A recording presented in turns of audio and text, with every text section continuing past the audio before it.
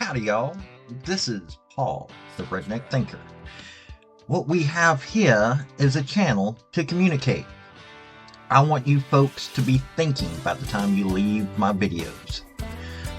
Why? Because I'm tired of people talking via what other people tell them to think. So, watch my video and enjoy the chance to think for yourself. Oh, and if you don't mind, like, subscribe, comment. And I've got a link tree down below that's got my social media. And it has my Patreon if you want to help out. Thank y'all. Many people talked about there would be a strong move to get people out of their homes in the Appalachians, and it is starting. People are not talking about it, but it has the people in the area talking with groups demanding government start helping those affected by Hurricane Helene. They're not even able to have good places to live. Most of the information is coming from Western North Carolina, so it might be isolated, but this is disturbing on many levels. One of the major worries is that nothing will be done on the federal level until Donald Trump is sworn in again. As the Biden administration has shown they could care less. I mean, take a look at the video of that one woman getting interviewed where she said, oh, if they had a Trump sign up, then we avoided them. Take a look at the voting in Western North Carolina. Yes, there were some blue areas, but the primary part was red. So they were avoiding those areas because of politics. Most of this could be helped on the state level, but this does not seem to be moving at a pace that will help anyone. The situation is made worse because jobs have not been able to start back because of all the damage. It is showing where the emphasis is for politicians that currently have power. Seriously. Some Helene survivors are now facing eviction, and storm damage is preventing many of them from being able to work, but of course they still have to pay rent. So today, an eviction and foreclosure moratorium is being held in front of the Buncombe County Courthouse in Asheville. People are going to be asking for a pause similar to that during COVID-19 pandemic. The rally is set to start at 10 o'clock this morning. So let's first cover some news that came out of the Independent. We had an avalanche of need with this hurricane, and there's a second avalanche coming with these evictions. Vicki Meath, executive director of Just Economics, a group pushing state officials to declare an eviction and foreclosure moratorium, told Washington Post. A hurricane would cause housing problems anywhere, but when it hit Western North Carolina, the storm landed in a region that was particularly vulnerable because of its high housing costs and reliance on tourism. With the regional economy still in tatters, at least 225 new eviction cases have been filed as of mid-October in Buncombe County, home of the hard-hit tourist hub of Asheville, according to North Carolina Tenants Union. Sometimes as many as 40 new cases are filed a day. State lawmakers and city officials have pledged separate $1 million pots of money for rental and mortgage support, but local officials worry this funding won't be enough to keep people in their homes. In this gap, private institutions have joined the effort, with Asheville's Grant Covenant Presbyterian Church spending more than $1 million in rental aid for local residents. Also, Carolina Free Press had this to say. Courts reopened in Buncombe County this week, and 40 evictions came before the court on Monday alone. 22 came before the court in Henderson County. This is just a fraction of what is on a weekly basis. Samuel Gunter, executive director of North Carolina Housing Coalition, told CPP. The cases heard this week were on the docket before Helene, but anyone evicted will be on the streets of a city in disaster. The reality of the storm is there's no place to go right now, Gunter said. North Carolina's Chief Justice Paul Newby extended the appeals deadline to October 28th on account of the storm, but Gunter says this isn't enough to save people from homelessness. Both Gunter and Bartholomew are advocating for a eviction moratorium in Western North Carolina. A moratorium could be handed down in a few different ways. During the pandemic, the North Carolina Supreme Court issued a eviction moratorium. North Carolina Housing Coalition, along with partner organizations, has sent a letter to Roy Cooper asking him to personally authorize a 90-day moratorium. The legislature may also be able to do so, according to Bartholomew.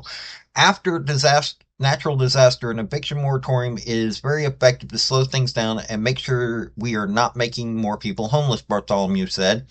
It's effective for our entire community because it gives time for rental assistance, unemployment assistance, and FEMA assistance to filter into our area and get to people who need it. If landlords and courts move too quickly, tenants may not receive the federal or state assistance they're eligible for before they're evicted. In turn, then landlords won't receive assistance either. Then our region loses population, which hurts our tax base and the economy at large, Bartholomew said. I know this said October. This is still going on, by the way. They haven't really fixed this as a problem, and you're going to see that here in just a second. Now, this came out November 25th. This is from a group called National Low Income Housing Coalition. Following widespread destruction caused by Hurricane Helene, the Western North Carolina Tenants Network has been organizing and advocating to enact a statewide eviction and foreclosure moratorium. Recently, the organization, comprising renters across Western North Carolina, sent a letter to the North Carolina Governor Roy Cooper, North Carolina Supreme Court Justice Paul Newby, Council of State members, and General Assembly members, urging them to take immediate action to prevent further displacement and economic harm to families impacted by the storm. Survivors and concerned citizens in North Carolina are still able to sign the letter. I've got a link in my Substack, so down below there is a link that you can see this if you're in North Carolina. The tenant network is advocating for a 90-day moratorium on evictions and foreclosures, as well as $25 million in rental assistance due to damage caused by Hurricane Helene that has left thousands of residents at risk of eviction. Local and state rental assistance programs are not fully functional in the region, and North Carolina General Assembly's relief bill in October allocated only $1 million for rental assistance, which would only cover 297 of the 158,000 household applications. At press conferences in Buncombe County, Tenant Network representatives warned that the region could face economic disaster if evictions and foreclosures continue. The open letter asserts that the community recovery would be severely undermined without these renter protections and urges state leadership to impose moratorium quickly. Survivors have already lost jobs and homes from the storm and are struggling to rebuild their lives. Evictions would further destabilize their path towards recovery.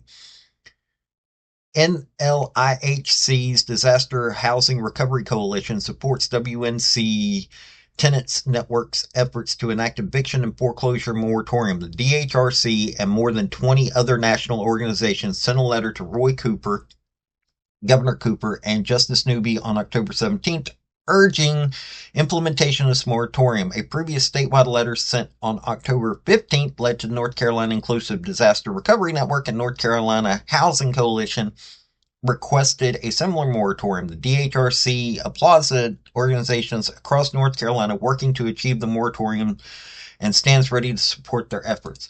And like I said, what I just read was November 25th, 2024. That was when that happened. So that should tell you state government's not moving. It definitely sounds like federal government's not moving. So these people are hurting. If you're in North Carolina, this would be a good time to lend your voice to helping these folks. If you're not in North Carolina, see what you can do on the federal level. Get hold of your representative. Get hold of your senator. Say, hey, these folks in North Carolina need our help.